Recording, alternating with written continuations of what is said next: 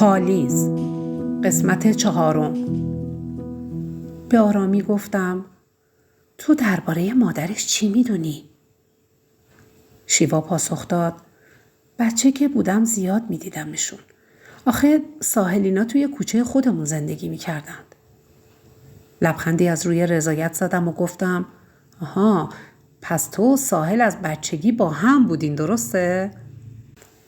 شیوا لبهای به هم فشرده‌اش را به سمت بالا حرکت داد و چشمهای غمگینش را برای تایید حرفم بست.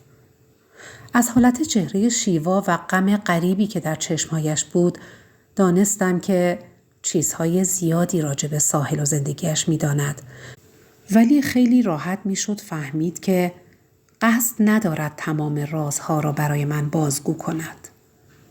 روبرویش نشستم. دست راستم را به طرفش دراز کردم.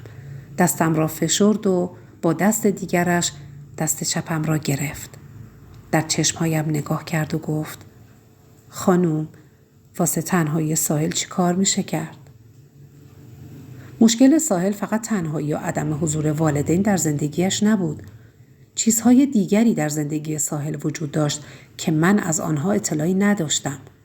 با این وجود با طمأنینه گفتم: عزیز دلم، نگران نباش. مشکل ساحل اونقدرم که تو فکر میکنی بزرگ و پیچیده نیست. خیلی ساده میشه حلش کرد. نگاه پرسشگر شیوا به چهرم خیره مانده بود و نینی چشمهایش با اضطراب دو میزد. صندلی را عقب کشیدم. برخاستم و به آرامی ادامه دادم: خب ببین جان دلم، خیلی کارا میشه برای ساحل انجام داد. اولیش هم اینه که شیوا نگذاشت حرفم تمام شود. یک مرتبه از جایش جهید و با صدای بلند گفت: خانوم، هر چی دوست دارین بگین، ولی تو رو خدا نگین که باید بره پیش مامانش. با دیدن حرکت شیوا لبخندی روی لبم نشست. تون صدایم را پایین تر آوردم و گفتم: هیس، آرومتر، چه خبرته؟ نکنه میخوای کل دخترای کلاس بغلی همین الان بریزن تو کتابخونه؟ شیوا خجالت زده گفت: ببخشید خانم. در کتابخانه را باز کردم و با گام‌هایی مصمم به طرف دفتر کارم راه افتادم. شیوا هول شد و با عجله دنبالم دوید. جلویم پرید و نگاهم کرد. گفتم: دختر، اینقدر نگران نباش، من کار خودم رو بلدم. ساحل هنوز همانجا توی اتاق کارم نشسته بود و از پنجره بازی والیبال بچه‌ها را تماشا می‌کرد.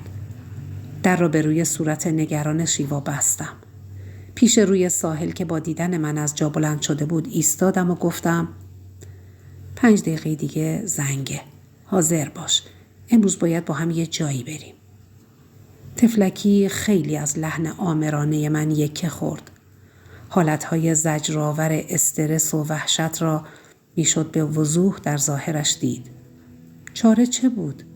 باید از راز خانه مادرش سر در می آوردم.